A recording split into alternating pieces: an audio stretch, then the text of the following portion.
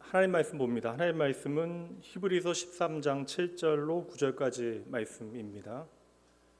히브리서 13장 7절로 9절까지 말씀 보도록 할게요. 제가 가지고 있는 성경은 제 성경으로는 368쪽, 369쪽에 있습니다.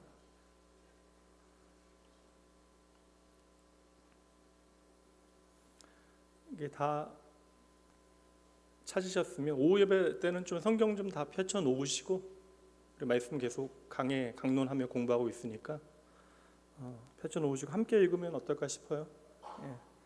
천천히 함께 읽어보도록 하죠. 하나님의 말씀을 너희에게 일러주고 너희를 인도하던 자들을 생각하며 그들의 행실의 결말을 주의하여 보고 그들의 믿음을 본받으라. 예수 그리스도는 어제나 오늘이나 영원토록 동일하시니라. 여러 가지 다른 교훈에 이끌리지 말라.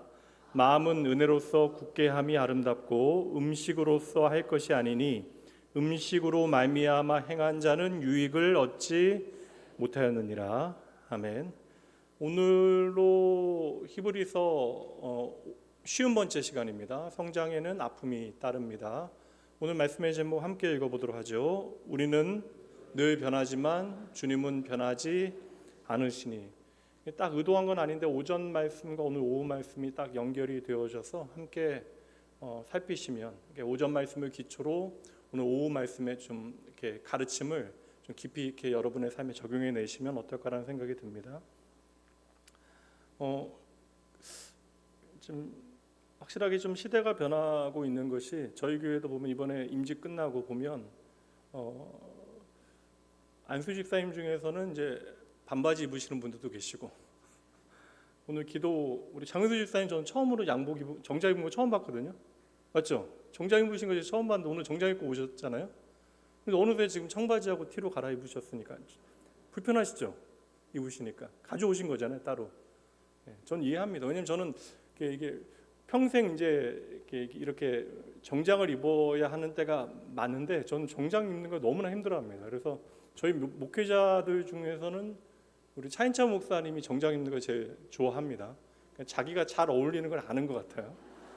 그분은 하루 종일 입고 있어도 안 불편한데 저는 이게 사실 강단만 내려가면 빨리 이걸 벗어놔야 제가 마음이 좀 편해지긴 해서 예전에 이제 제가 미국에서 목회할 때는 이제 노타이 기간이 있어요. 이제 한 3개월 정도는 아예 타이를 안 하고 설교를 인도하고 교인들도 정장 안 입고 예배 오는 것이 이제 당연한 이제 미국 교회 문화이기도 해서 거기서는 괜찮았는데 이제 한국에 와서 제가 청바지 입고 티 입고 다니니까 이제 가끔 그게 너무 이상하신 분들이 계시고 길 가다가 제가 인사드리면 깜짝 놀라면서 이제 목사님 아닌 줄 알았다고. 그러니까 저는 한밤중에 쓰레기를 버려도 양복을 입고 나와야 되는 것으로 생각하시는 분들이 계시는 것 같아요. 예? 뭐라고요? 유튜브 교사들이 불량한데요? 뭐라고 하셨어요? 위에만이라도 입으시라고? 못 들은 걸로 할게요. 하여튼 제가 그래서 이런저런 생각이 오늘 장윤수 집사님 옷 갈아입은 것도 인상적이고 좋다라는 생각했어요. 왜냐하면 이게 나름 예배를 위해서 집사님 할 수 있는 최선을 준비한 거고 또 그렇게 생각하니까 또 며느리는 뒤에 앉아 있고 또 엄마 옆에 앉아 일주일에 한번 며느리가 지혜롭다. 이게 아들을 그리워하는 엄마에게 아들을 양보해주는 지혜로운 며느리 이거 참 이런 거 은혜롭잖아요. 진심으로 얘기하는 거예요. 저는 이런 게 참 은혜롭다라는 생각을 하게 됩니다. 인간은 다 자기 입장에 두고 생각을 하잖아요. 그래서 이제 고부간의 갈등이나 인간관계의 모든 갈등들은 모든 게 다 내 입장에서 생각하다 보니까 벌어지는 문제들입니다. 근데 사람은 다 그래요.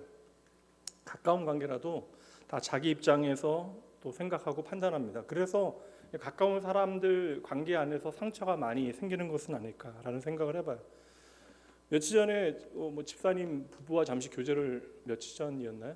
이틀 전이었는 것 같아요. 그러니까 교제를 나누던 중에 자녀 교육에 대한 이야기 나눴는데 제가 좀 자녀에 대해서 자녀에 몰두하면서도 몰두하는 티를 안 내기 위해서 되게 애쓰는 거 가끔씩 보면 이제 뭐 이런저런 얘기 하시는데 제가 뭐 애한테 뭐 공부하라 마라 그런 얘기 한 번도 안 했다 이런 얘기를 거짓말같이 생각하시는 분들이 계시는데 저는 너무나 많은 아이들을 봐왔다 보니까 애들이 지나오면서 부모의 사랑을 왜곡하게 이해하는 경우들이나 그 안에 있는 보이지 않는 상처들을 너무나 많이 봐서요. 가능하면 저는 이제 이렇게 아이를 뭐 마음껏 다 도와주지 못해도 가능하면 좀 잔소리는 하지 말자라는 생각을 좀 해서 이게 쉽지 않아요. 그러니까 목사님 그게 쉬워요라고 물어보면 저는 절대 쉽지 않습니다. 잔소리를 부모가 안 한다라고 하는 것은 여러분 지옥과 같은 시간을 견뎌내야 되는 그러한 어려움이 있기는 합니다. 사람은 다 내 입장을 생각하기 때문에 상대방의 마음을 헤아린다는 건 참 쉽지 않아요. 내게 방해가 되지 않으면 각자가 마음대로 살아가는 게 뭐 문제되지 않죠. 그런데 문제는 나와 다른 입장에 서 있거나 나의 이익에 상충되어질 때는 우리는 그것을 좀 제거하기 원하는 마음이 우리 마음속에 있어요. 그래서 사람 관계에서도 언제나 좀 충돌이 벌어지게 되어지는 것입니다. 뭐가 어디에서나 좀 다툼이 벌어질 때에 싸움하는 사람들이 내가 잘못했다라고 이야기하는 사람 보신 적 있어요, 여러분? 내가 잘못했다라고 하는 걸 알면 싸울 턱이 없죠. 싸우는 사람들은 내가 잘못했다라고 이야기하는 사람들 아무도 없습니다. 그리고 싸운 사람들, 심지어 교회 안에서도 싸운 사람들 보면 내가 옳다라고 이야기하죠. 그리고 내가 옳은 것에 대해서 항변합니다. 제가 말씀드릴게요. 내가 아무리 내 입장을 잘 항변하여 그 당위를 세워낸다 할지라도 여러분 싸운 것 자체가 여러분 옳은 일은 아니에요. 싸우지 않는 것이 여러분 옳습니다. 이게 인류 역사의 그 아이러니인데 이게 범죄한 인간이 하나님을 떠나 에덴에서 쫓겨난 다음에 가인과 아벨의 이야기가 나오잖아요. 형이 동생이 하나님 앞에 예배 잘 드린 것 때문에도 동생을 미워하는 일이 벌어지게 되어져요. 동생이 예배를 잘 드린 것 때문에 하나님께서 잘 드렸다라는 이야기를 하시니까 그것 때문에 얼굴색이 울그락불그락하게 되어집니다. 예배조차도 하나님을 향한 예배조차도 이게 비교의 대상이 되어지는 것이 우리의 범죄한 본성이 되어지는 것이고 하나님께서는 가인의 마음을 다 아셨기 때문에 가인에게 친히 찾아가셔서 무엇보다 죄가 웅크리고 네 앞에 있으니까 네 마음을 다 잘 다스려야 한다라고 이야기하셨는데 가인은 하나님의 말씀도 듣지 아니합니다. 그렇게 사람은 다 세상 살아가면서 내 기준과 자기 중심의 세계 안에서 모든 것을 판단하게 되어지는 것이죠. 그래서 이것만 좀 우리가 깨달아도 인생이 많이 달라지는데 생각밖에 이것을 깨닫는 것이 쉽지 않은 것 같아요. 내 안에 내가 너무나 많아서 다른 사람들은 내 안에 다만의 여유가 없다라는 사실만 우리가 깨달아도 여기서부터 변화가 시작되어지는데 이게 참 어려운 문제입니다. 그래서 어떤 갈등이 생기거나 둘 사이에 어떠한 충돌이 벌어질 때 우리가 흔히 하는 이야기가 있어요. 입장 바꿔놓고 생각해 봐라 이야기하는데 많이 들어보셨잖아요. 입장 바꿔 생각해 봐라 이거 문제를 해결할 수 있는 최고의 제안입니다. 왜냐하면 사람들은 상대방의 입장을 생각하지 않기 때문에 갈등하고 싸우게 되잖아요. 근데 입장 바꿔 생각해 봐라 이게 여러분 왜 안 되는지 아세요? 입장 바꿔 생각해 봐라라는 말도 여러분 제3자가 하거나 내가 저 사람의 입장을 생각해 보겠다는 이야기가 아니라 내가 저 사람에게 내 입장에서 생각해 봐라라고 요구하는 이야기잖아요. 맞죠? 그래서 입장 바꿔 생각해 봐 이야기하는 거. 야, 너 내 입장에서 한번 생각해 봐라는 이야기를 하니까 결국에는 자기 입장에 대한 이야기를 하게 되어지는 것이니까 막상 이 좋은 솔루션이 문제 해결에 도움이 되지 않는 것입니다. 그러니까 우리는 막상 처음부터 끝까지 자기 자신이 중심이 되어지고 세상을 살아갈 때 나를 중심에 두고 세상 모든 것들을 이제 해석하게 되어지는 거예요. 근데 제가 목사로서 하나님 앞에 아무리 생각하고 생각해봐도 이것은 이제 복음의 가치와 상충되어지는 것이 너무나 분명해요. 그러니까 아무리 고민하고 고민해도 이건 절대 하나님 앞에서 하면 안 되는 일입니다. 근데 그 자리에서 하나님의 이름을 들먹이는 사람들이 너무나 많다라는 것이죠. 그러니까 그릇된 일, 그러니까 누가 보기에도 그릇된 일을 행하면서 거기에 하나님의 이름을 사용하는 사람들, 하나님의 이름을 들먹이는 사람들이 너무나 많습니다. 심지어 그것을 이제 교회 안의 지도자들이 그러한 일들을 행하는 것을 보면 이제 속이 이제 터지게 되어지는 것이죠. 심지어 뭐 사기를 치면서도 하나님의 이름으로 사기를 치는 사람들이 있으니까. 근데 이 한 개인의 자기중심적인 모든 생각들은 이게 죄의 본성이 되어지는데 이 한 개인의 자기중심이 확대되어지는 것이, 공동체 안에 확대되어지는 것이 사회가 되어지는 것이고, 또 이것이 국가가 되어지는 거예요. 그래서 어찌 보면 국가라고 하는 것도 이제 자기 중심의 확대라고 볼 수 있는 것이 요즘 벌어지고 있는 일들을, 그러니까 국가주의를 우리가 보게 되어지잖아요. 그래서 언제나 우리는 생각할 때에 나를 중심으로 세상을 바라보게 되어지고, 내가 있는 우리나라를 중심으로 세상을 바라보게 되어집니다. 우리가 이것을 좀 애국이라고 이야기하지만, 애국이라고 하는 건 한순간 다른 나라와 다른 민족을 배척하는 국가주의로 변질되어졌고, 이것 때문에 여러분 세계 전쟁이 벌어지게 되어지잖아요. 여기서 좀 이제 제가 밑밥을 깔았으니까 좀 아픈 이야기를 여러분들에게 드려야 되는데, 오후 예배 나오신 분들은 좀 넉넉함으로 말씀을 잘 받아들이기 위해서 여러분 열린 마음으로 여러분 들으셔야 돼요. 이렇게 자기 중심적인 인간들이 교회 나온다고 한순간에 변하겠습니까? 제 고민이 그거였거든요. 나는 목사인데 도무지 변하지 않는 나의 본성의 문제들을 어떻게 다루어야 될까? 해결해야 될까? 그리고 내가 자격 없는 모양인데 하나님께서 나를 과연 사용하실 만할까라는 고민이 제 안에 오래 있었습니다. 우리는 교회 나와서 사람 많이 변했다고 생각하는데, 저는 어릴 때부터 교회 나왔으니까 어릴 때는 정말 너무나 착했어요. 제 아내가 이 남자만큼 착한 남자가 없다라고 착각해서 결혼한 거잖아요. 근데 결혼해서 같이 살아보니까 그렇게까지 착한 남자가 아니라고 하는 것을 날마다 확인합니다. 이제 아내 더 이상 실망시키면 안 되겠다는 생각에 좀 착해지기 위해서 제가 이를 악물고 노력하고 있기는 하지만, 이게 제가 어릴 때부터 교회 문화 안에 자라면서 착하지 않으면 안 된다라고, 그러니까 아내가 표현대로 이야기하면 정말 고등학교 때까지 바보같이 이제 착했다라는 이야기를 하거든요. 근데 저는 바보같이 착해야만 한다라고 생각해서 이제 그렇게 행동했던 것 같아요. 그러니까 교회 안에 있다 보면 우리가 예수님 때문에 우리의 인생이 변했다고 생각하고, 그리고 우리 인생에 예수님 이야기가 많아지니까 내가 참 착해지고 좋아졌다라고 우리는 생각하게 되어지는데, 문제는 우리가 예수님조차도 자기 중심적으로 생각할 때가 많다라는 것이죠. 그러니까 내가 믿는 예수님과 네가 믿는 예수님이 다를 때가 많아요. 예를 들기 위해서 두 가지 말씀 보면서 오늘 말씀을 좀 풀어보도록 할게요. 먼저 빌립보 4장 13절 말씀 읽어주세요. 시작.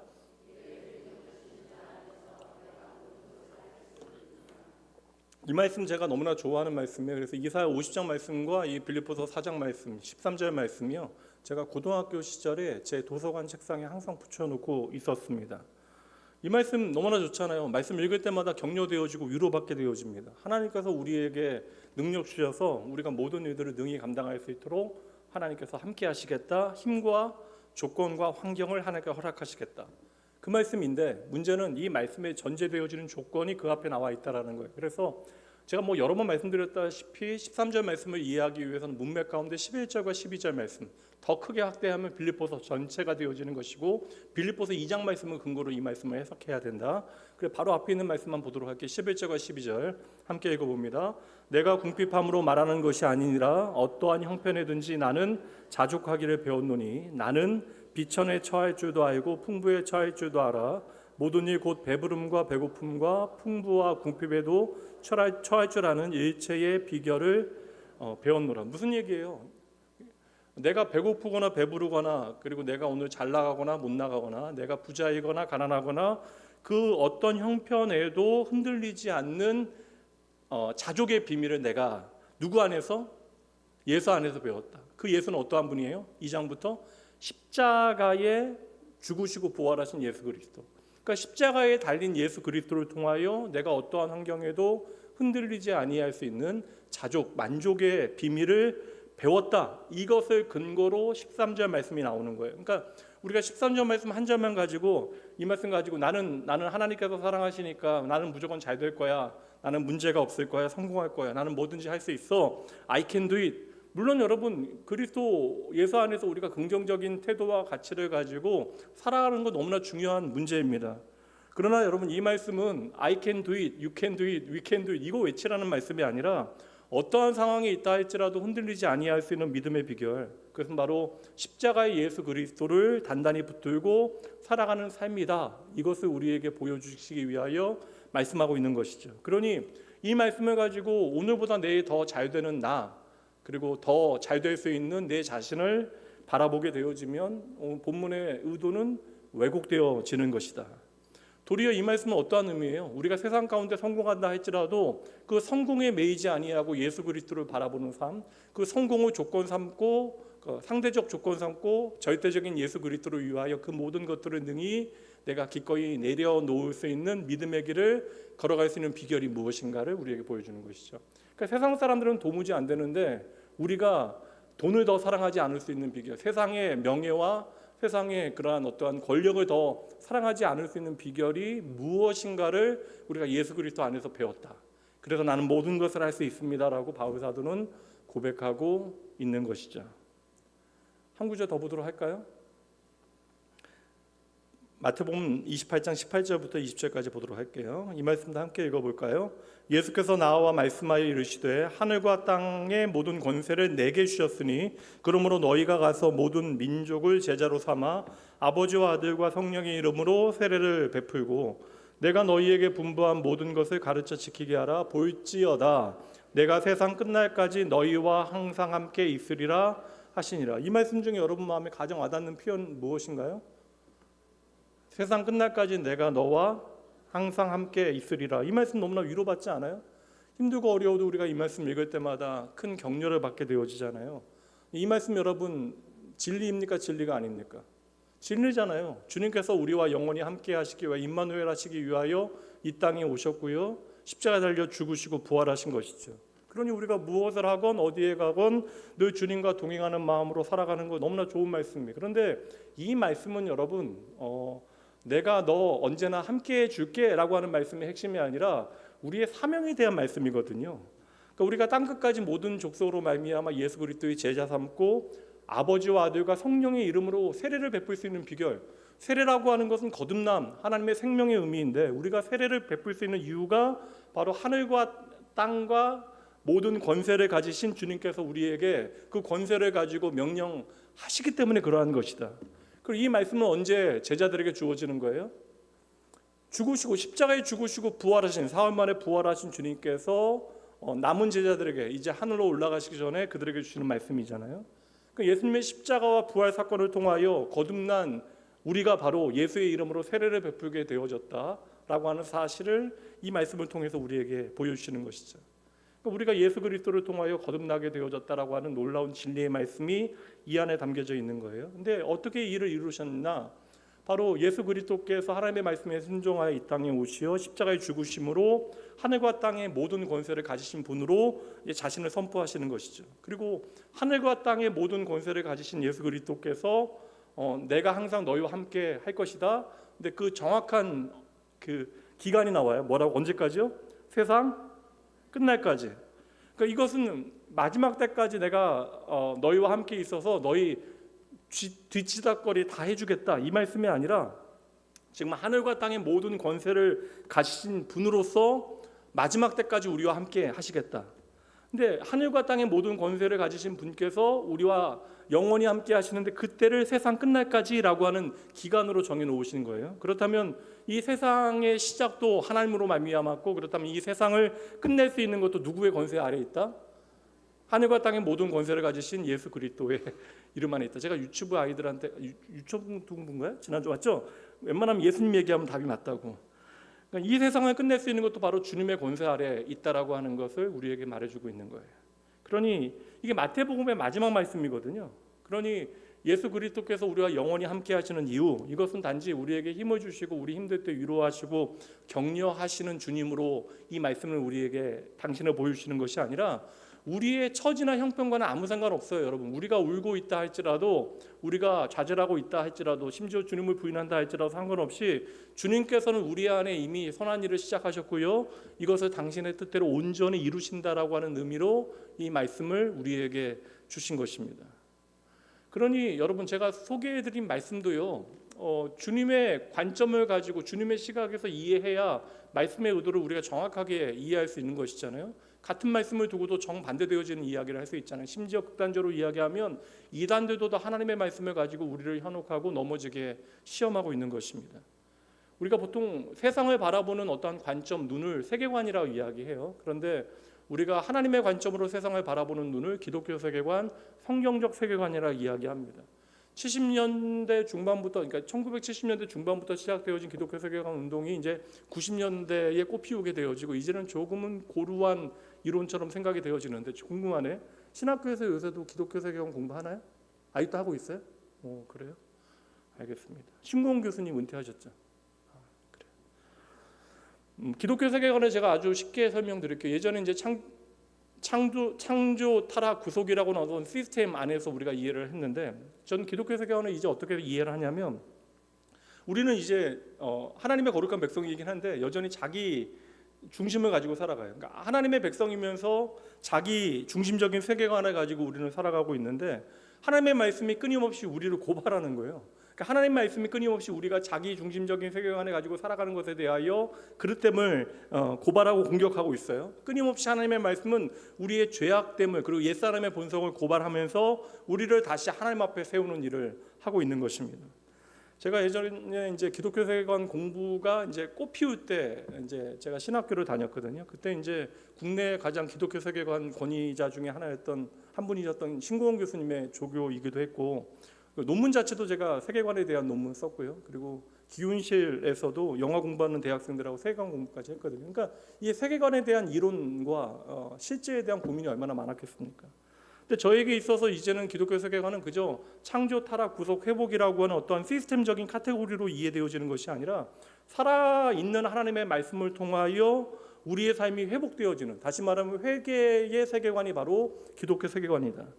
다시 말하면 우리 안에 깊이 뿌리 내려 있는 세상의 가치관을 하나님의 말씀을 통하여 확인하는 것, 그래서 내가 잘못 판단하고 잘못 살아가고 있다는 사실을 우리가 깨닫고 예수 그리스도의 십자가를 의지하여 우리의 평생에 회개하는 작업이 우리에게 반드시 필요하다는 것이죠. 이게 오전 설교대로 이야기하면 이것을 나를 바꾸는 작업, 변화로 이야기할 수 있는 거예요.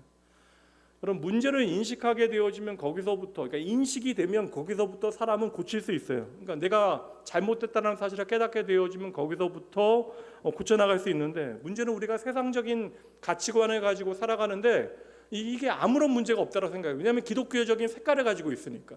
그러니까 우리가 하나님에 대해서 이야기하고 성경을 읽고 있고 우리가 찬양하고 기도하고 있으니까 우리가 세상적인 가치관을 가지고 하나님 이야기를 하고 있는데 이것이 아무런 문제가 없는 것처럼 우리가 생각하고 있다는 것이죠. 그러니까 우리도 스스로 속게 되어지는 때가 있다. 외면하게 되어지는 때가 있다. 그래서 우리는 나도 모르게 예수님을 잘 믿고 따르고 있는 것처럼 착각하게 되어지는 순간들이 있는 것이죠. 그래서 제가 어느 순간부터, 어릴 때는 제가 워낙 믿음 있는 척을 해야만 했어요.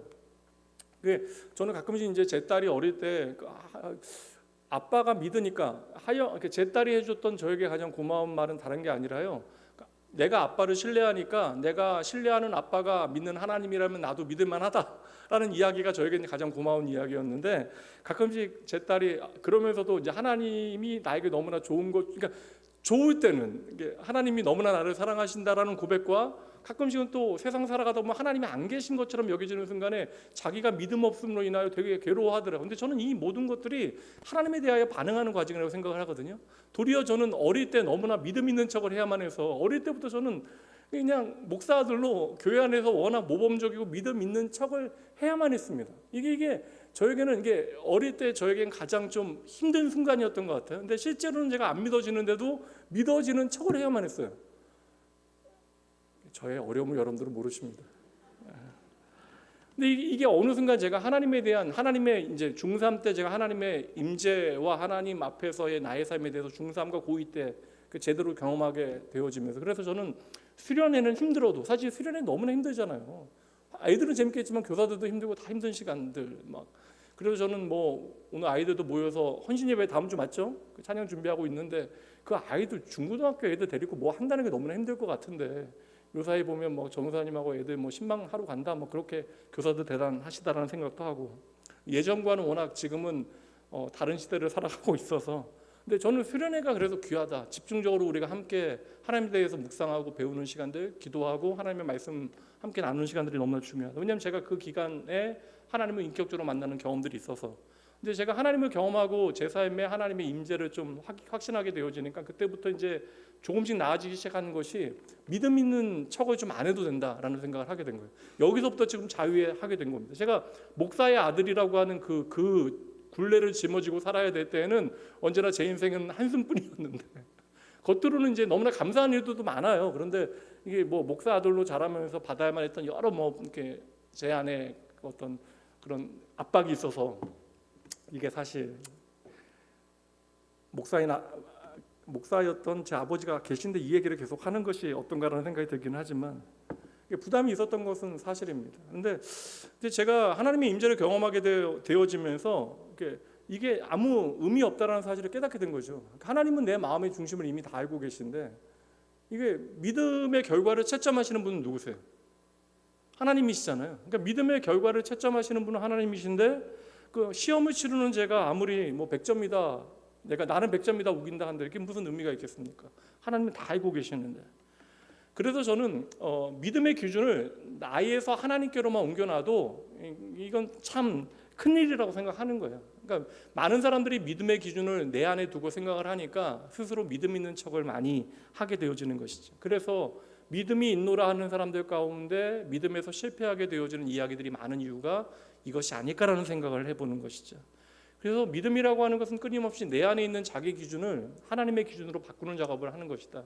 이를 위해 하나님의 말씀이 필요한 것이고 이것이 바로 기독교 세계관 공부가 되어지는 것이죠. 그러니까 성경은 단 한 가지의 메시지를 우리에게 전하고 있어요. 히브리서 전체 메시지도 동일합니다. 그러니까 내 중심으로 살아가는 우리에게 성경은 십자가 중심으로 예수 그리스도 중심으로 세상을 바라보도록 끊임없이 요구하고 있는 것이죠. 그래서 우리가 구약에 나오는 모든 사람들 있잖아요. 구약에 등장하는 모든 믿음의 선배들과 모든 사건들과 모든 제도들 그리고 모든 나라들 그리고 히브리서 11장에 등장하고 있는 믿음의 훌륭한 선배들 이 모든 사람과 사건과 제도와 국가까지 무엇을 비추고 있는 거예요? 복음을 비추는 거죠. 복음은 바로 누구이십니까? 예수 그리스도를 비추고 있는 거예요. 그러니까 십자가를 비추기 위해서 구약의 모든 것들이 등장하고 있는 것입니다.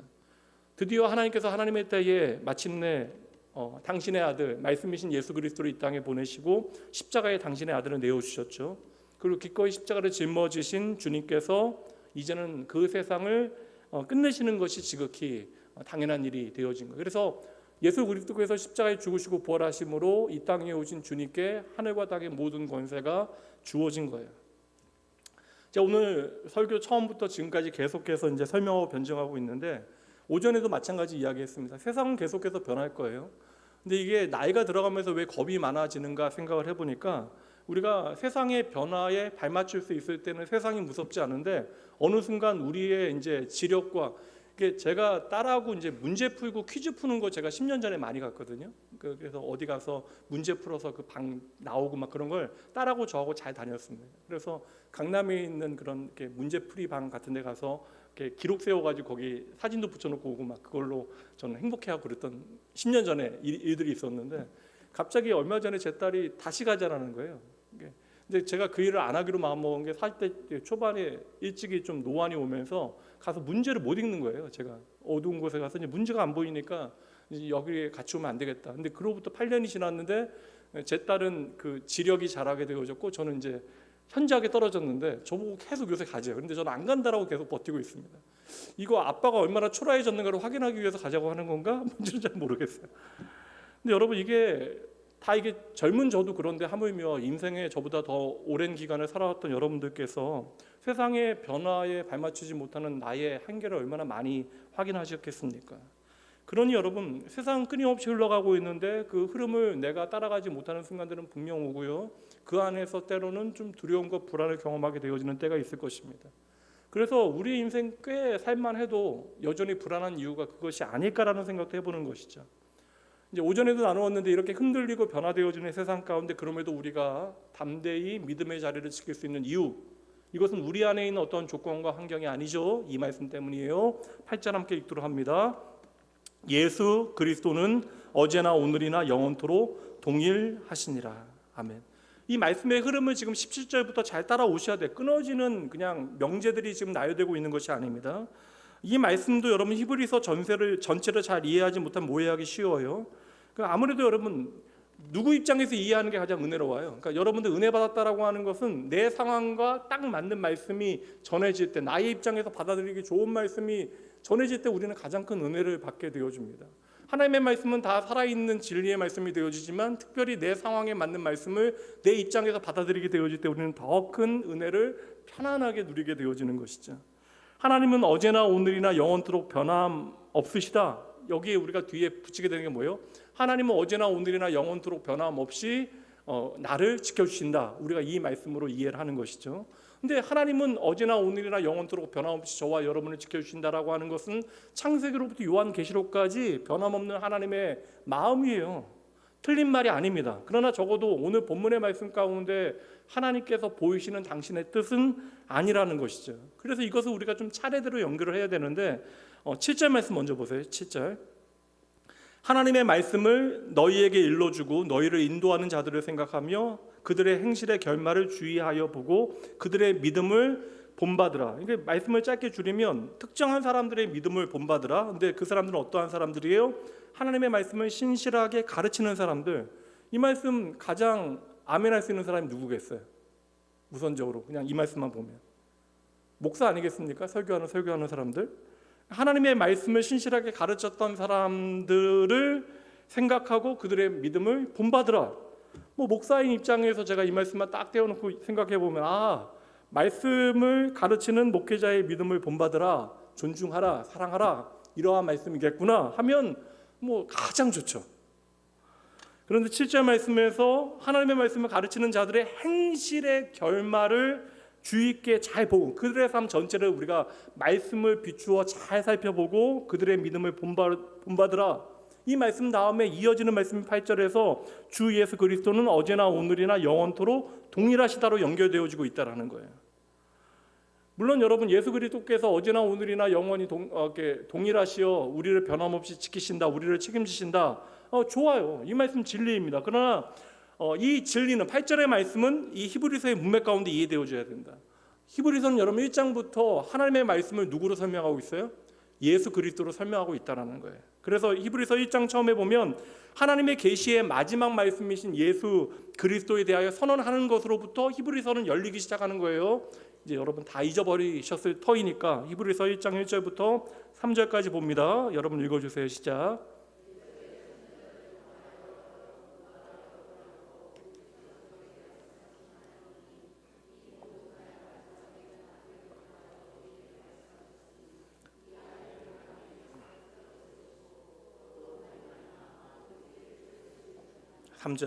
이는 하나님의 영광의 관체시요 그 본체의 형상이시라. 그의 능력의 말씀으로 만물을 붙드시며 죄를 정결하게 하는 일을 하시고 높은 곳에 계신 지극히 크신 이의 우편에 앉으셨느니라. 그러니까 말씀이신 예수 그리스도로 히브리서가 시작이 되어지죠. 그리고 하나님의 말씀으로 이 땅에 오시어 그 말씀을 성취하신 예수 그리스도에 대하여 1장, 2장, 3장에 대해서 변론하는 거예요. 그래서 구약의 모든 제사와 우리의 영원한 대제사장 되신 예수 그리스도에 대하여 설명하고 있는 거예요. 그리고 11장 말씀에서 우리의 믿음은 결국 예수 그리스도에 대한 것이다. 그러니까 믿음은 예수 그리스도이시다. 예수 그리스도께서 믿음이시다라고 11장을 선언하면서 그렇게 믿음의 이끌림을 받았던 주님께 이끌림을 받았던 구약 시대의 인물들에 대해서 나열하고 있는 거예요. 그래서 그들의 삶이 얼마나 많은 성과를 이루었나 이건 중요한 것이 아니죠. 그래서 우리가 들어가야 할 것 같은 사람은 빠져 있고 안 들어가도 될 것 같은 사람들이 히브리서 11장 말씀에 믿음의 인물들로 이제 나열되고 있는 것이죠. 그러니까 우리가 믿음의 주 대신 예수 그리스도께 이끌림을 받는다라고 하는 것은 1장부터 예수 그리스도는 말씀이시기 때문에 바로 하나님의 말씀에 이끌림을 받는 것이다. 이제 이것을 말씀하는 것이 1장부터 11장까지 가장 중요한 내용이 되어지는 거예요. 그러니까 예수 그리스도께서는 어제나 오늘이나 영원히 저와 여러분의 삶을 인도하실 것인데 무엇으로 우리의 삶을 인도하신다? 하나님의 말씀으로 우리를 이끄신다. 계속해서 하나님의 말씀을 통하여 우리의 믿음의 길을 이끌어 주실 것이기 때문에 7절 말씀 보세요. 그래서 여러분 이 말씀이 나오는 거예요. 하나님의 말씀으로 너희를 인도하는 자들을 본받으라라고 하는 것이 그래서 나올 수 있는 말씀입니다.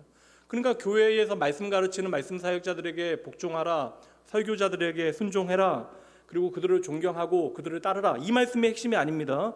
오늘 말씀하고 있는 그 말씀을 가르치는 자들, 신실하게 전하는 자들은 물론 교회 안에서 설교하는 설교자들을 포함하기는 하지만 당장 설교하고 있는 오승희 목사 저를 가르치기보다는 앞서 설명했던 11장 말씀에 등장하는 믿음의 선배들, 그 구약을 살아왔던 모든 믿음의 사람들, 그 말씀을 따라 살아갔던 모든 믿음의 사람들의 삶을 지금 이야기하고 있는 거예요. 바로 그들은 말씀을 따라 살아갔던 삶을 통해서 믿음이 무엇인가를 우리에게 보여줬다. 그러니 그들의 삶을 따라 너희의 삶에 말씀을 중심에 두고 살아가라. 그러니까 믿음을 본받는 일은 바로 무엇을 따라가는 삶? 말씀을 따라 살아가는 삶. 그러니까 사람을 본받으라 이야기하면 히브리서 전체 메시지하고 정반대되는 메시지죠. 그러니까 지금 사람에 대한 이야기가 아니라 믿음으로 그들의 삶을, 말씀으로 그들의 믿음을 이끌었던 예수 그리스도, 그 예수 그리스도께서 오늘도 무엇으로요? 말씀으로 저와 여러분을 이끄실 것을 믿어야 한다. 그러니까 말씀의 메시지가 얼마나 분명해집니까? 그러니까 끊임없이 변화하는 세상 가운데 우리가 단단히 중심을 잡고 세상의 가치관, 자기 중심의 세계관을 조금씩 포기하면서 하나님의 나라의 가치를 가지고 이 세상을 제대로 살아가기 위해서 우리에게 가장 필요한 것이 있으니 그것이 바로 무엇이다? 하나님의 말씀입니다. 왜 자신이 없으세요? 다시 한번요. 우리가 하나님의 흔들리는 세상 가운데 내 중심의 가치를 가지고 우리는 때로는 하나님을 오해하고 곡해하며 살아가는데, 우리가 흔들리는 세상 가운데 나를 중심으로 생각하는 것이 아니라 하나님의 나라의 가치를 따라 이 땅을 살아가기 위해서 우리에게 반드시 절대적으로 필요한 것이 있으니 그것이 바로 하나님의 말씀이다. 이것을 오전서유교회의 결론으로 이야기하면 하나님의 말씀에 따라 교회는 계속 개혁되어져야 한다. 그래서 개혁교회는 계속해서 개혁되어지는, 말씀을 따라 다시금 개혁되어지는 교회여야 한다. 그러니까 나를 중심으로 생각하는 우리가 세계관으로부터 계속해서 말씀을 통해서 고쳐나가는 작업이 필요한 거예요. 그러니까 우리 안에 오류가, 하나님의 말씀은 오류가 없지만 그 말씀을 받아들이는 우리가 오류가 있다는 사실을 기억하고, 그러니까 신학함의 가장 중요한 자세가 무엇이냐면 여러분, 개혁교회 여러분 신학자들의 가장 중요한 근거는 무엇이냐면 내가 오류가 있다는 사실을 인정하는 거야. 하나님에 대한 신지식에 온전하게 내가 이룰 수 없다. 하나님께서 당신을 계시하는 것조차도 우리가 오해할 수 있다는 전제를 가지고 시작하는 거예요. 근데 오해할 것을 걱정하지 마라. 왜냐하면 이미 우리 안에 또 다른 보혜사 되신 진리 영 되신 성령 하나님께서 우리 안에 잘못된 모든 것들을 교정하시고 자라게 하시는 일들을 오늘도 우리 안에서 행하신다. 그러니 하나님의 말씀을 통하여 우리는 나는 죽고, 그러니까 세상을 향하여 나는 죽고 그리고 예수로 말미암아 살아가는 인생을 우리는 열심히 배워 살아가야 하는 것이죠. 여기까지 잘 따라오셨죠? 그러면 이제 마지막 9절 말씀 보도록 할게요. 읽어봅니다. 시작. 여러 가지 다른 교훈에 끌리지 말라. 마음은 응대로서 굳게 함이 아름답고 음식으로서 할 것이 아니니 음식으로 말미암아 행한 자는 유익을 얻지 못하였느니라. 그러니까 복음을 현실에 비추어 내는 작업이 9절 말씀입니다. 그러니까 복음을 통하여 당시의 초대교회 성도들의 삶을 비추는 작업을 지금 하고 있는 거예요. 히브리서가 기록되어진 목적은요, 초대교회 당시에 교회를 향한 핍박이 거세지기 시작한 거예요. 여러 가지 고난과 박해로 말미암아 믿음을 계속 유지하는 것이 피곤한 것으로 이해되어지던 그런 시절을 살게 되어집니다. 그러니까 이게 이제 시간이 지나가면서 여러분, 이제 교회 다니는 사람들은 이게 공직에 올라가지 못해요. 그리고 길드, 상인 조합에도 들어가지 못해요. 이게 이것저것 여러분 손해봐야 되는 일들이, 그러니까 돈이 되게 중요한데 이게 돈벌이에 지장 있는 일들이 교회 다니면 생기게 되어지는 거예요. 게다가 교회 다니는 사람들에게 구체적인 눈에 보이는 핍박이 시작되어지는데 그 핍박 가운데 그들은 당혹스럽죠. 교회가 깨어지고 흩어지게 되어집니다. 물론 이제 우리는 흩어진 교회들을 통하여 오늘 저와 여러분이 이 자리에서 복음의 열매로 하나님을 예배하고 있는 것을 감사함으로 받을 수 있지만, 그 당시 행복하게 신앙생활하는 교회가 어느 날 갑자기 흩어지게 되어져 핍박 가운데 나눠집니다. 짐을 싸면서도 내 사랑하는 권사님에게, 장로님에게, 목사님에게 단 한 번 인사하지도 못하고 그렇게 짐을 싸서 야반도주해야 되는 일들이 벌어지게 되어지는 것이죠. 그러한 상황 가운데 그들이 무슨 생각을 해요? 예수 그리스도의 피 묻은 증인이긴 하지만 하나님께서 우리를 그렇게까지 사랑하시는데 왜 오늘 우리의 삶이 이러한 어려움과 고통 가운데 우리를 구원하시지 않으시는가? 이러한 실제적인 고민들이 성도들의 삶의 자리에 찾아오게 되어지는 거예요. 그리고 실제로 많은 당시에 교회 다니는 교인들이 교회를 떠나가게 되어집니다. 그러니까 교회 안에 우리가 믿음이 있다고 생각하고 우리가 모여서 함께 행복하게 신앙생활할 때는 아무런 문제가 없었는데, 실제로 세상으로부터 많은 유혹과 시험이 시작되어지니까 그 유혹에 치이게 되어지고 그 시험에 넘어졌던 많은 사람들이 생겨나게 되어졌던 것이죠.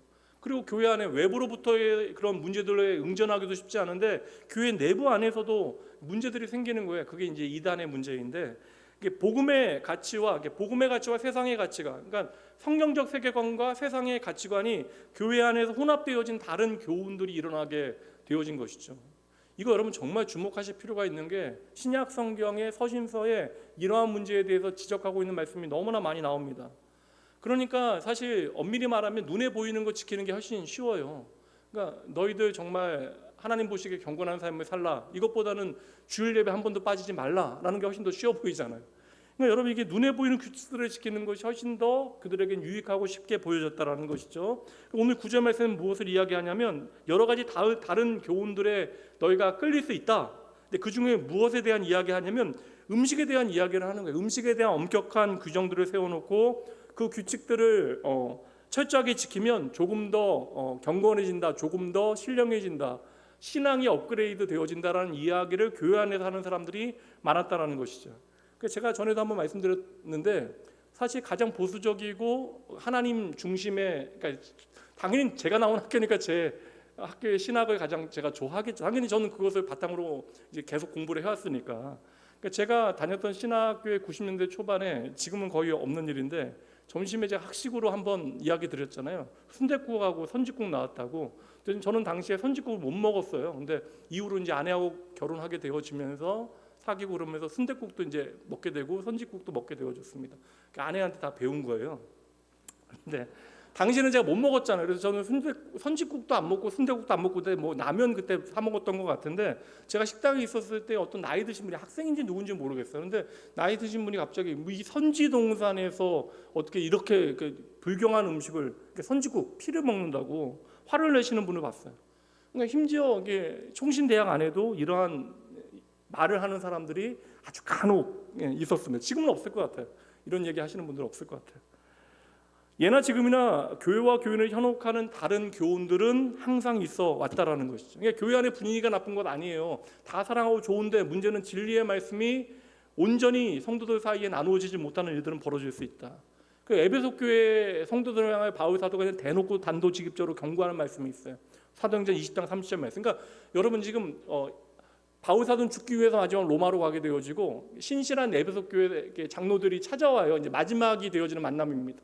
이 중요한 자리에서 바울 사도가 여러 가지 좋은 이야기를 하면서 이 이야기를 하는 거예요. 또한 여러분 중에서도 제자들을 끌어 자기를 따르게 하려고 어그러진 말을 하는 사람들이 일어날 줄을 내가 아노라. 그러니까 교회 안에 어그러진 진리를 가지고, 가짜 진리를 가지고 사람들을 뒤흔드는 사람들이 일어날 것을 내가 알고 있다. 그들을 경계하라 라고 바울 사도가 이야기합니다.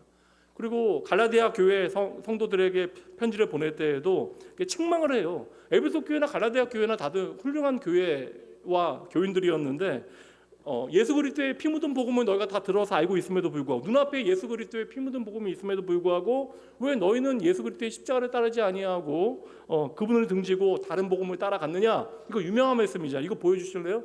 갈라디아서 1장 6절과 7절. 미안해요, 제가 보여달라고 이야기 안 해서. 갈라디아서 1장 6절과 7절입니다. 함께 읽어봅니다. 그리스도의 은혜로 너희를 부르신 이를 이같이 속히 떠나 다른 복음을 따르는 것은 내가 이상하게 여기노라. 다른 복음을 없나니 다만 어떤 사람들이 너희를 교란하여 그리스도의 복음을 변하게 하려 함이라. 이거 여러분, 이게 진짜 내가 정확하지 않으면 얘기하지 마세요. 그게 지혜로운 겁니다. 그리고 제가 가끔 보면 은혜로운 얘기 한다고 카페나 그런 데 가면 왜 이렇게 잘 들려요? 저는 그런 거 교회 다니는 분들 앉아서 이야기하시는 거. 근데 얼굴 표정이 안 좋으면 교회 사람도 욕하는 거고, 은혜로운 표정으로 이야기하실 때에는 이게 은혜로운 얘기를 하시는데, 제가 예전에 드렸던 건 구약의 하나님은 진노의 하나님의 얼굴, 또 뭐 신약의 하나님은 사랑의 하나님의 얼굴. 그래서 때로는 하나님께서는 진노의 하나님의 얼굴로 내게 다가오시는 때가 있고, 때로는 신약의 사랑의 하나님의 얼굴로.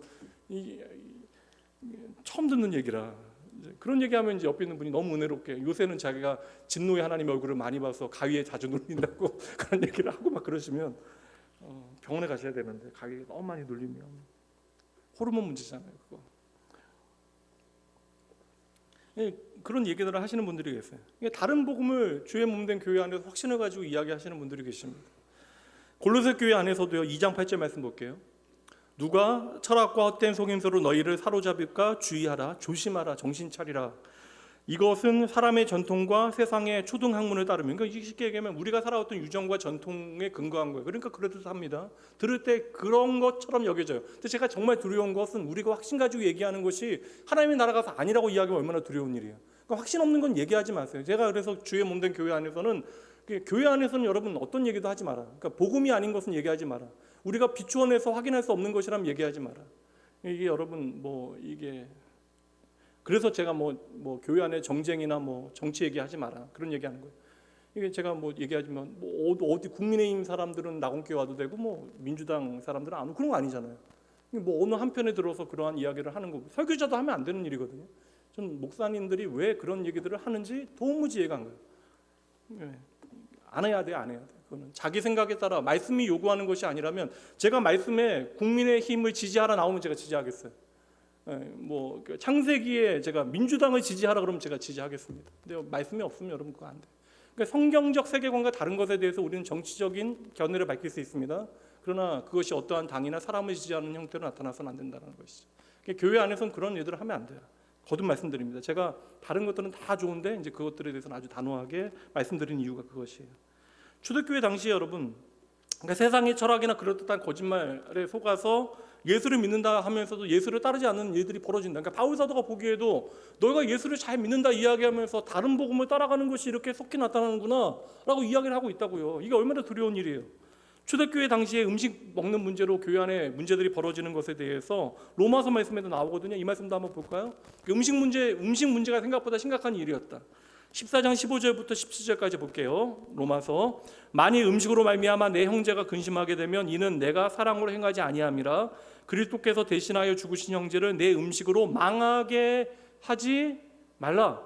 음식으로 형제를 망하게 하지 말라. 그리하면 너희의 선한 것이 비방을 받지 않게, 그러므로 너희의 선한 것이 비방을 받지 않게 하라. 하나님의 나라는 먹는 것과 마시는 것이 아니요 오직 성령 안에 있는 뭐라고요? 의와 평강과 희락이다. 그러니까 하나님의 나라를 정의할 수 있는 것은 먹는 것, 세상에 보이는 다른 규정과 규칙이 아니라 뭐라고요? 의와 평강과 희락이다. 이게 예수 그리스도께서 당신의 십자가를 통하여 우리의 삶에 이루신 것이잖아요. 그래서 저는 교회 안에서도 가능하면 계속해서 상처받은 이야기만 안 하면 좋겠다. 세상은 그렇지 않아도 상처받는 곳이에요. 교회는 그 상처를 치유하는 곳이 되어줘야 합니다. 우리가 그들을 격려하고 세우는 일들을 해야지 그냥 그들의 아픔과 어려움을 이해하는 것에서 멈춰버리면 안 된다라는 거예요. 우리는 소망의 이유를 도리어 예수 그리스도를 통하여 전하고 확인하고 나누어 의와 평강과 희락의 나라가 하나님의 나라라는 사실을 증명할 책임이 우리에게 있는 것이죠. 하나님의 나라는 여러분 먹고 마시는 것으로 이야기되어 줄 수 없는 거예요. 그것을 얘기하면 안 돼요. 하나님의 나라는 성령으로 말미암는 의와 평강과 언제나 희락이어야 한다. 여러분 율법 지켜야 그리스도인이 되어진다라고 하는 것은 여러분 초대교회 당시로부터 지금까지 계속 되어져요. 그래서 초대교회 당시는 여러분 할례 지켜야 된다. 음식 규례 지켜야 된다. 그러니까 음식을 먹어야 될 것과 먹지 말아야 될 것을 구분하여 이야기했던 것이 여러분 거의 2000년 동안 계속 되어져 온 거예요. 그리고 초대교회 당시에 금욕주의나 영주주의 같은 것들, 그러니까 금욕을 여러분, 그러니까 인간의 기본적인 욕망은 하나님께서 우리에게 주니까 욕망이라고 해서 이야기하는, 제가 욕구 설명했잖아요. 이 욕구라고 하는 것은 하나님께서 인간을 위하여 허락하신 하나님의 은혜의 통로가 되어지는 건데, 이게 만약에 왜곡되어질 수는 있으나 그 욕구 자체가 잘못된 것은 아닌데, 이제 중세를 지나가면서 이제 보이는 것들을 지킴으로 내가 하나님을 사랑하는 것을 증명해야 하니까. 그러니까 금욕을 어떠한 영적인 엘리트의 표지로 삼은 거예요. 우리가 어디까지 참을 수 있는가, 어디까지 금욕할 수 있는가. 그래서 심지어 결혼하지 않는 거, 성적인 욕구를 참아내는 거, 이걸 다 어떠한 영적인 단계를 높일 수 있는 비결로 중세 기독교는, 중세 로만 카톨릭은 표지로 삼았던 것이에요. 그래서 제가 성지순례나 그런 것들 사실 엄밀히 말하면 사용하지 않아야 되는 게, 여러분 성지라고 하는 것은 따로 있지 않아요. 그러니까 성경의 역사의 현장을 우리가 가볼 수는 있어요. 그러니까 성경 지리 탐사는 가능합니다. 근데 성지가 어디 있어요, 여러분? 이 땅의 모든 곳이 하나님께서 다스리신 하나님의 땅이죠. 근데 중세 역사 가운데 로만 캐톨릭은요, 성지를 얼마나 갔다 왔느냐가 이게 되게 중요한 문제였어요. 그래서 로마에 몇 번 갔는가, 아니면 콘스탄티노플에 몇 번 갔는가, 이런 게 되게 중요한 문제였다고요. 그러니까 성지 순례의 문제나, 그리고 우리가 얼마나 고행을 했는가, 얼마나 나를 힘들게 만들어서 믿음을 우리 안에 자라나게 했는가, 이런 것들을 중요한 기준으로 삼았다는 것이죠. 얼마 전에 제가 강남에 강남 사거리인지 모르겠는데 교보 생명 있는 교보문고 있는 사거리 있는데 한 분이 뭘 나눠주시더라고요. 너무 더운 날이라, 그날이 38도였거든요. 오후 2시였던 그거 나눠주시니까 제가 아무도 안 받아가길래 제가 받았어요. 받았더니 이게 다이어트에 대한, 아니 웃으시면 여러분 잘못됐어요. 웃으시는 건 의도가 있는 거예요. 제가 다이어트가 필요하다는 의도로 여러분 웃으시는 거잖아요. 그러면 이거 제가 불쾌해집니다. 근데 그때 저에게 나누셨는데 그거 보니까 뭐라고 나왔냐면 다니엘 식단 할렐루야 다이어트 뭐 그렇게 적혀 있는 거예요. 야, 이게 뭐냐? 전 이런 건 아니에요. 이게 이런 건 아닙니다, 여러분. 그래서 저는 금식하면서 이제 아침 금식하고 뭐 저녁 금식한다. 그러니까 조금이라도 여러분 다이어트를 하고자 하는 음식에 마음에서 금식하면 여러분 금식 아니에요. 이거 여러분 그런 또 내가 배고픈데 반드시 먹어야 돼, 살쪄야 되는데 그럼에도 불구하고 내가 절실하게 하나님 앞에 매여 달려 내 생명이 하나님께 있음을 고백하고 그런 금식의 유익들을 내가 누리기 위해서 금식하는 거 좋아요. 근데 내가 다이어트가 필요한데 마침 금식도 하면 좋겠다. 이거 다니엘 식단 하면 좋겠다. 그런 거 뭐 그러니까 다니엘 식단 안 봐도 뻔하잖아요. 뭐 채식한 얘기겠죠. 이게 이런 것들 자체가 여러분 좀 영적인 장난과 같이 저는 여겨지는 거예요. 여러분 우리가 무엇을 먹어야 우리가 거룩해지겠습니까? 돼지 대신 소를 먹으면 우리가 거룩해질까요? 비늘 없는 고등어는 먹으면 안 된다고 율법이 얘기했으니까 우리가 좀 조기나 굴비 같은 거 먹으면 좀 더 거룩해질까요? 이런 거 아니잖아요. 성도라고 하는 것은 오늘 말씀처럼 이 땅에서 우리가 하나님의 나라를 살아갈 때 먹고 마시는 문제로 거룩하게 되어지는 것이 아니다. 그러니까 천국에 들어가는 것과 우리가 이러한 것들 세상에서 율법을 지키는 문제는 우리가 1도 상관이 없는 것이다. 우리는 먹는 식물로 말미암아 하나님의 백성답게 굳게 서게 되어지는 것이 아니라 오직 우리는 무엇으로? 은혜로 굳게 서게 되어지는 것이다. 그리고 그 은혜를 우리의 삶에 확인하게 만드는 것이 바로 말씀이다. 그러니까 제가 말씀드리잖아요. 콜레스테롤 때문에 선지를 먹지 않는 것은 좋은 일이에요. 근데 이것을 거룩의 문제 때문에 내가 먹지 않는다 이야기하면 빵점입니다. 하나님께서 혀를 끌끌 차실 거예요. 이미 히브리서에서 제가 다 말씀을 드린 거예요. 9장 9절과 10장 말씀 봅니다.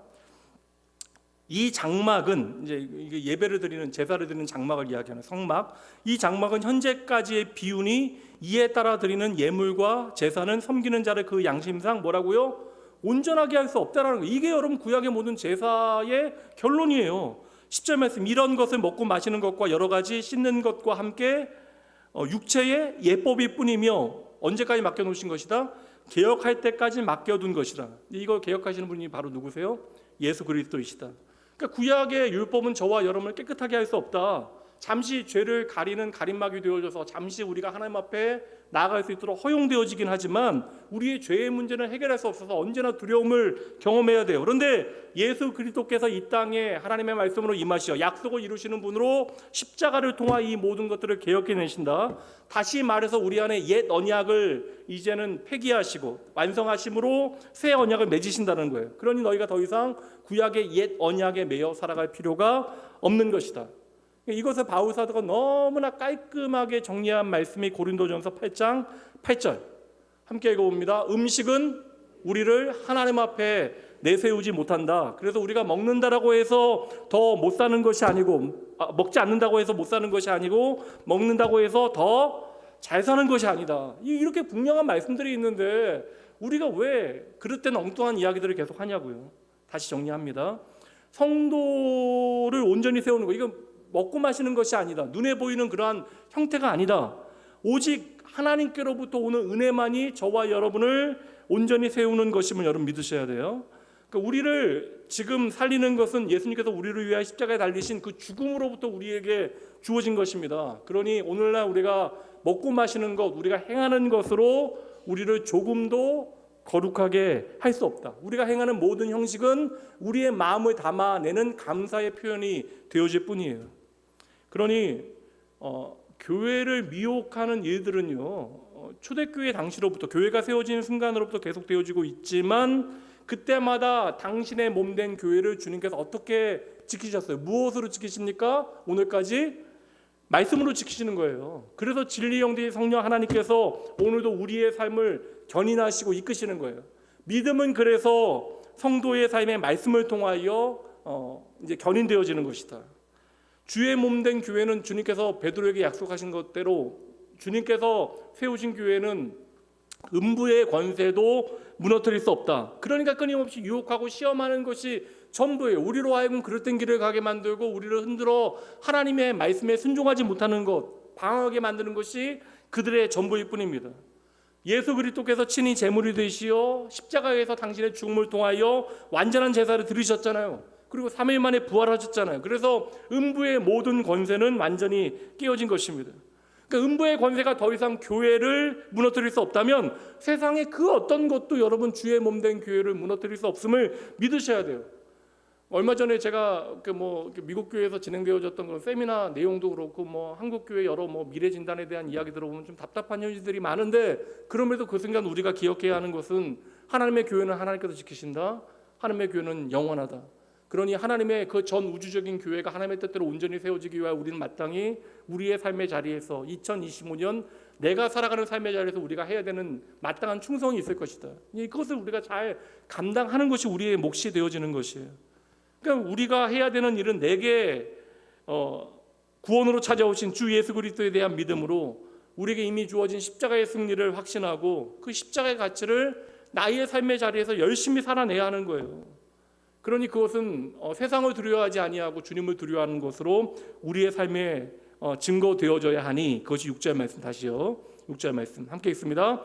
그러므로 우리가 담대히 말하되 주는 나를 돕는 이시니 내가 무서워하지 아니하겠노라. 사람이 내게 어찌하리요 하노라. 그러니까 내 삶을 내가 원하는 모양대로 이끄시겠다는 것이 아니라 하나님의 약속의 말씀대로 우리의 삶을 그 말씀으로 지키시고 인도하시니 내가 세상을 두려워하지 않겠습니다. 세상에 흔들리지 아니하겠습니다. 이 이야기를 하고 있는 거예요. 그래서 믿음이라고 하는 것은 가만히 앉아서 우리가 하늘만 바라보고 있는 것이 아니라 이 땅에서 구체적으로 하나님의 말씀을 내 삶으로 끌어와서 살아내는 삶의 이야기가 있어야 된다. 이것이 여러분 히브리서 11장 1절과 2절 말씀이잖아요. 믿음이 무엇인가? 믿음은 바라는 것들의 실상이요 세상에 보지 못하는 보이지 않는 것들의 증거가 되어지니 선진들이 이로써 증거를 얻었다. 오늘도 또한 영원토록 동일하게 우리 안에 일하시는 주님께서 하나님의 백성 되어진 저와 여러분을 끝까지 이끌고 가심을 믿으셔야 돼요. 그러니까 우리가 해야 되는 것은 우리에게 말씀이 믿어지는 은혜를 주셨으니까 이 진리의 말씀을 단단히 붙들고 여러분 살아가셔야 합니다. 예수 믿는 게 참 쉽지는 않아요. 그러니까 우리가 신앙생활에서 좀 고민하게 되어지면 우리가 어떻게 살아야 되는가에 대한 그 현실적인 문제들이 우리를 참 많이 힘들게 만듭니다. 하루에도 몇 번씩 믿음이 흔들리게 되어지고 어떠한 기준을 가지고 우리가 무엇을 판단해야 되는가 고민하게 되어지는 순간들이 있어요. 그러나 언제나 기억하실 것은 우리가 이미 믿어지는 은혜 가운데 주님께서 우리 안에 선하고 착한 일을 행하시고 어제나 오늘이나 영원토록 동일히 우리의 삶 가운데 말씀으로 역사하고 계시다. 그러니 변치 않는 주님께서 이미 예수의 십자가를 통하여 우리를 붙들고 계시고 말씀으로 우리의 믿음을 자라나게 하시고 세상 끝날까지 주의 몸된 교회를 끝까지 지켜내실 것을 여러분 믿으셔야 하는 거예요. 그러니까 다른 교훈은 너무나 분명하잖아요. 하나님의 말씀을 통하여 다른 교훈인 것이 명확하다면 아무리 달콤해 보여도 여러분 거기서부터 한 발자국 뒤로 물러나셔야 합니다. 그리고 대신 우리가 붙잡아야 되는 게 무엇이에요? 9절 말씀이요. 마음은 은혜로 굳게 함이 아름답다. 그러니까 우리의 마음은 은혜로 단단해지는 것이 아름다운 거예요. 이 말씀 붙들고 여러분 살아가셔야 하는 거예요. 평생 주의 십자가 붙들고 살아가고 십자가의 주님께서 이미 음부의 권세를 꺾어 놓으셨다. 그리고 그 십자가의 주님께서는 어제도 오늘도 영원히 말씀과 은혜로 저와 여러분의 삶을 끝까지 인도하실 것입니다. 그러니 우리가 해야 되는 일은 내 중심에서 말씀을 이해하고 해석하는 것이 아니라 내가 좋다라고 생각하는 것이 문제가 아니라 십자가의 주님을 중심으로 이 세상을 이해하고 해석하게 되어질 때 그 십자가의 정신과 가치를 가지고 이 말씀의 세계관을 가지고 세상을 바라보게 되어질 때 우리는 비로소 조금씩 하나님의 나라와 하나님의 나라의 원리로 우리의 인생을 살아가게 되어지는 것이죠. 당연히 여러분 세상과 다른 하나님의 나라의 원리와 원칙을 가지고 살아가게 되어지면 당연히 우리의 삶에 어려움은 있을 수밖에 없다. 그럼에도 불구하고 언제나 동일하신 예수님께서 변함없이 저와 여러분의 삶을 당신의 말씀으로 붙드시고 인도하여 주시는 것을 믿고 힘들지만 우리의 삶의 작은 말씀에 대한 순종의 이야기를 살아나게 되어질 때 이것이 바로 믿음으로 승리하는 성도의 삶이 되어짐을 여러분 확신하셔야 돼요. 하나님께서는 이것을 귀히 여기십니다. 여러분들이 세상에서 잘 나가는 것, 세상 모든 사람들이 박수 받는 것보다 말씀대로 살아가기 위하여 여러분들이 애쓰고 노력하는 그 모든 것들을 하나님께서는 더할 수 없는 기쁨과 영광으로 받으실 것입니다. 마지막으로 흔들리는 세상 가운데 이 고백으로 우리가 오늘 설교를 마무리하도록 합니다. 천천히 함께 우리의 결단을 읽어봅니다. 주님, 변하는 내 현실이 아니라 영원히 변하지 아니하는 주님 위에 내 마음을 세우겠습니다. 오늘도 살아있는 주의 말씀 위에 굳게 서서 하루하루 십자가의 길을 담대히 걷겠습니다. 기도합니다. 사랑과 진리로 우리를 붙드시는 아버지 하나님, 모든 것이 하나님의 은혜입니다. 주여, 오늘도 말씀을 통하여 변덕스러운 연약한 저희의 마음을 비추어 주시고 주의 은혜 사모하여 이 자리를 지키게 하심에 감사드립니다. 하나님, 이 자리에 주님 앞에 나온 말씀 사모하여 이 자리를 지킨 모든 주의 자녀들에게 흔드는 세상 가운데 어제나 오늘이나 영원토록 동일하신 예수 그리스도만을 바라보게 하여 주시옵소서. 내 인생의 세상의 다른 교훈이 참으로 달콤하게 보여질 때마다 저희의 걸음을 멈추게 하시고 십자가의 은혜로 저희의 마음을 굳게 세워 주시옵소서. 고난이 찾아올 때마다 그 모든 것들을 은혜의 성장통으로 바꿔 주시어 저희들 말씀 앞에 더욱더 순종하며 은혜의 근육이 우리 안에 강해지기를 간절히 소원합니다.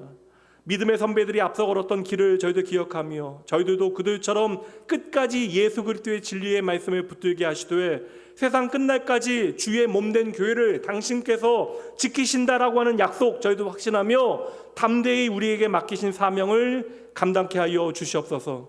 하나님, 이 시간 내 삶의 주인 되신 하나님 앞에 감사하며 이 헌금 주님 앞에 올려드립니다. 마음의 소원과 11조 또한 감사의 예물 또한 여름 성경 학교 위하여 드리는 헌신의 모든 아버지 고백 위에 주님께서 함께 하시어 이 작은 정성 속에 우리의 믿음과 삶을 주님 앞에 함께 드리오니 주의 나라가 확장되어지는 그 모든 자리에 하나님 이 헌금이 귀히 사용되어질 수 있도록 주여 역사하여 주시옵소서. 아버지, 간절한 마음으로 주님 앞에 드린 손길마다 그 모든 필요를 채우시되 무엇보다 하늘의 기쁨이 이들의 삶에 충만할 수 있도록 하나님 일하여 주시옵소서. 이번 한 주 다른 교훈 대신 말씀으로 하루를 열고 염려 대신 감사로 마음을 저희들 단련하며 살아갈 수 있도록 저희를 이끄시고 인도하여 주시는 우리의 영원한 대제사장 되신 예수님 이름으로 축복하며 간절히 기도합니다. 이제는 우리 주 예수 그리스도의 은혜와 하나님의 사랑하심 성령 하나님의 함께하심이 오늘 주의 말씀 듣고 그 말씀 따라 흔들리는 세상 가운데 영원히 흔들리지 않는 주의 말씀 단단히 붙들고 오직 은혜로 내 마음을 굳게 하겠다 하나님 앞에 결단하는 모든 주의 백성들, 이들이 간구하는 모든 기도의 제목들 위해 특별히 2025년 여름 사역을 위하여 뛰고 달리고 땀 흘리고 수고하는 모든 사역자들과 교사들, 더불어 봉사자들의 그 모든 헌신을 위해 지금부터 영원까지 함께 있을지어다. 아멘. 잠시 말씀 묵상하며 여러분 기도하시고요, 평안히 돌아가시 바랍니다.